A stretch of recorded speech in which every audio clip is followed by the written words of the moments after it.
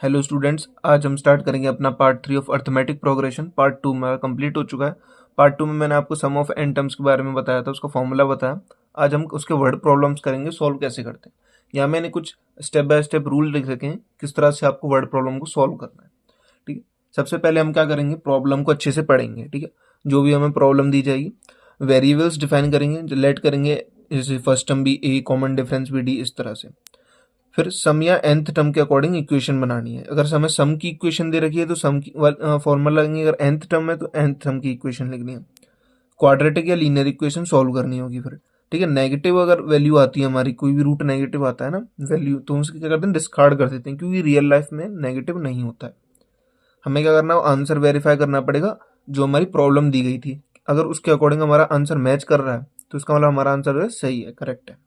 ठीक है, तो समझ में आ गई होगी बात। चलो मैं आप वर्ड प्रॉब्लम स्टार्ट करते हैं। ठीक है, कैसे सॉल्व करते हैं। ये है प्रॉब्लम फर्स्ट। अब इसमें समझो इस क्वेश्चन को क्या कहना चाह रहा है।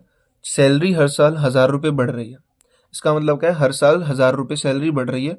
आगे 10 साल में उसकी जो सैलरी हुई 2.5 लाख रुपये हो गई एक हर साल की। ठीक है, यानी हर साल कितनी सैलरी बढ़ रही है, 1,000 रुपये बढ़ रही है, और 10 साल में कितनी हो गई, 2.5 लाख हो गई। तो पहली सैलरी कितनी थी। अच्छा, इस क्वेश्चन को कैसे करोगे, समझो क्वेश्चन को। क्वेश्चन क्या कह रहा है, अब तुम सोचो कि, ठीक है, अब चलो क्वेश्चन करते हैं। अब यहाँ पे हर साल 1,000 बढ़ रही है, इसका मतलब हमारे पास डी की वैल्यू 1,000 होगी। अब क्वेश्चन का समझना, डी क्यों है 1,000। हर साल बढ़ रही है 1,000, इसका मतलब क्या है, 1,000 रुपये बढ़ रहे हैं हर साल, तो डी की वैल्यू 1,000 ही होगी, क्योंकि हर साल इंक्रीजिंग में जाएगा एपी में। एपी बनाएंगे तो मान लो जो पहली सैलरी थी, let first salary be x. ठीक है, अब एपी बनाओ। अर्थमेटिक प्रोग्रेशन कैसे होने की, एक्स एक्स होनी, एक्स प्लस 1,000, फिर एक्स प्लस 2,000। इसी तरह से समझ में आ गया होगा कि हर साल सैलरी 1,000 से बढ़ रही है, इसका मतलब डी हो गया, हमने एक्ट कर लिया एक्स, एपी बना ली। अब इसको सॉल्व करना है, सिंपल है। अब देखो S10 की वैल्यू मुझे दे रखी है, कितनी दे रखी है, टोटल 2.5 लाख। क्वेश्चन पढ़ो, बढ़ती है 10 साल में 2.5 लाख रुपये हो गई। ठीक है, तो S10 कितना हो गया, 2.5 लाख। ठीक है, और ए की वैल्यू मेरे पास कितनी है, एक्स है। डी की वैल्यू कितनी है, 100 है, 1,000। अब मुझे ए की वैल्यू निकालनी है। ठीक है, तो S10 का फॉर्मूला लगाएंगे, n/2 2a + n - 1 × d। S10 की वैल्यू 2.5 लाख, n/2, n की वैल्यू कितनी है, 10, और 2x प्लस 10 - 1 इंटू 10, सॉरी 1,000। अब ये 5 टाइम्स कटेगा। अब देखो ये भी कितनी बार कट जाएगा, 50,000। समझ में आ गया होगा। तो 50,000 is equal to 2x plus ये कितना होगा, 9,000। ठीक है, अब 9,000 वहाँ माइनस करेंगे 50 में से, तो 41,000 अपॉन, देखो 2x है। अब यहाँ पे आगे सॉल्व करो, x is equal to 41,000 upon 2, तो x का वैल्यू कितना आ गया, 2,500। यानी उसकी पहली सैलरी थी 20,500। समझ में आ गया होगा कि मैं क्या कहना चाह रहा था। ठीक है, अब मैं एक बार समझा देता हूँ क्वेश्चन को, शायद नहीं समझे तुम अच्छे से। तो सैलरी हर साल कितने से बढ़ रही है, 1,000 रुपये से। 10 साल में उसके पास टोटल कितना हुआ, सारी सैलरीज का टोटल 2.5 लाख रुपये। इसका मतलब क्या है, S10 होगा। समझ में आ गया होगा क्वेश्चन, है ना। अब नेक्स्ट क्वेश्चन करते हैं। अभी हमारे पास प्रॉब्लम 2 है, इसको समझेंगे। देखो 30 रो हैं, असेंबली में जाते होंगे ना रोज। ठीक है, असेंबली होती है तो उसमें रोज होती हैं, जैसे 30 रोज हैं स्टूडेंट्स की। अब हर रो में, पहली रो में 15 स्टूडेंट्स हैं, और उसकी अगली रो में 2 ज़्यादा हैं, और उसकी अगली रो में उससे 2 ज़्यादा हैं। इसका मतलब क्या है, हर रो में कितने स्टूडेंट्स बढ़ रहे हैं, 2 ज़्यादा स्टूडेंट्स हैं हर रो में। तो पहली रो में 15 हैं, और कितनी रो हैं, 30 रो हैं।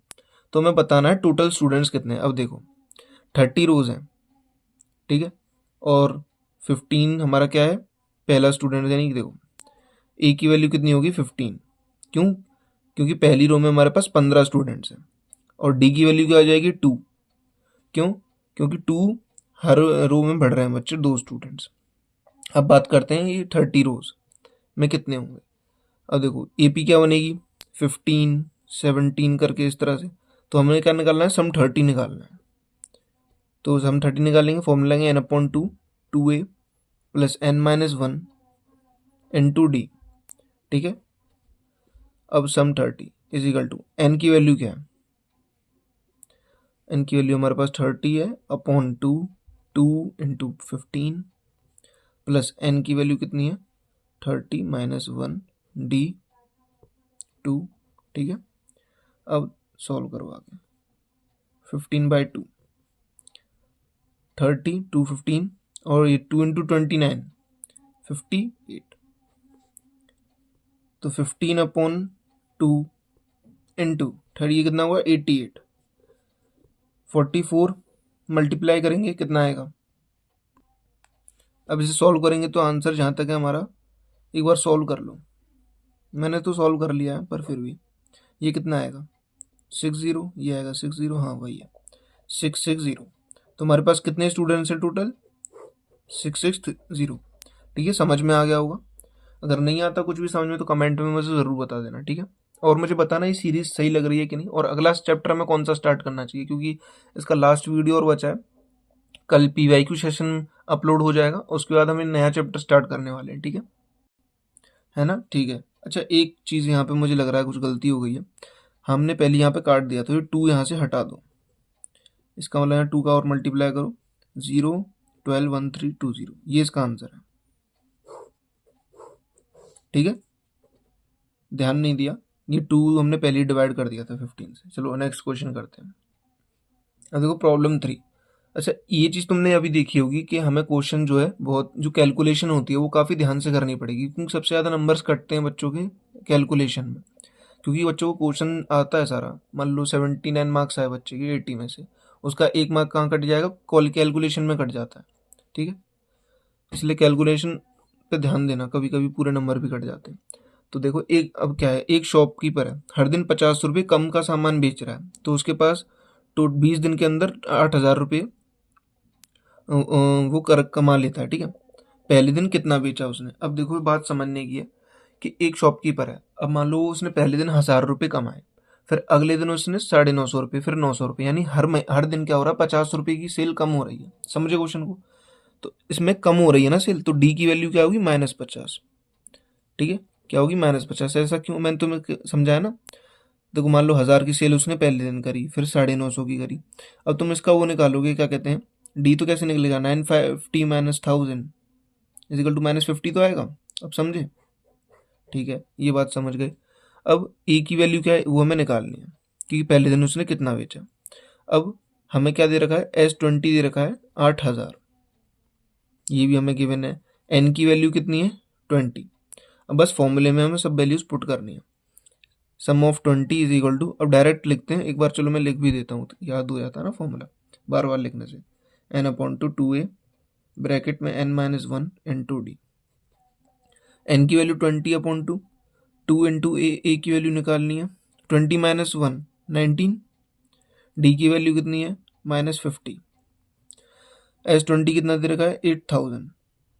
अब देखो ये 2 10 टाइम्स कट जाएगा, अब देखो 10 यहाँ से 8,000 को डिवाइड करेंगे तो एक 0 कट जाएगी, यहाँ बचा 2a। अब इसको हम मल्टीप्लाई करेंगे तो कितना आएगा 950। ठीक है, अब आगे सॉल्व करो। 800 ये माइनस का है, ये इधर प्लस में 950 इज इक्वल टू 2a। ए की वैल्यू कितनी आ गई, प्लस करो 5017/2, ये सॉल्व करेंगे तो कितना है 875। तो उसने पहले दिन जो सेल करी थी 875 रुपीज़ की करी थी, उसके बाद कितनी कम होती चलेगी 50 रुपये हर दिन। ठीक है, क्वेश्चन समझ में आ गया होगा, काफ़ी इजी क्वेश्चन था। नेक्स्ट क्वेश्चन करते हैं, स्टार्ट करते हैं हमारी प्रॉब्लम 4। ठीक है, सेविंग्स हर महीने 400 रुपये ज़्यादा हो रही हैं, 12 महीने में हमने 30,000 रुपये की सेविंग कर ली, पहले दिन कितना बचाया था हमने। ठीक है, यानी कि पहले महीने, क्वेश्चन समझो, मैं हर महीने, मतलब कोई भी हर महीने, एक बंदा है कोई भी हर महीने 400 रुपये क्या कर रहा है सेव कर रहा है हर महीने, मतलब 400 रुपये ज़्यादा सेव कर रहा है। अगर मान लो उस महीने 1,000 रुपये सेव करता है तो अगले महीने कितने करेगा 1,400। फिर उसके अगले महीने 1800, इस तरह से 400 रुपये बढ़ते जाएंगे। तो डी क्या हो गया हमारा 400। समझ में आई डी कैसे निकला। अब 30,000 उसने पूरी सेविंग दे रखी है, यानी सम 12, क्योंकि 12 महीने होते हैं ना एक साल में, उसने बोला 12 महीने में उसने 30,000 की सेविंग करी।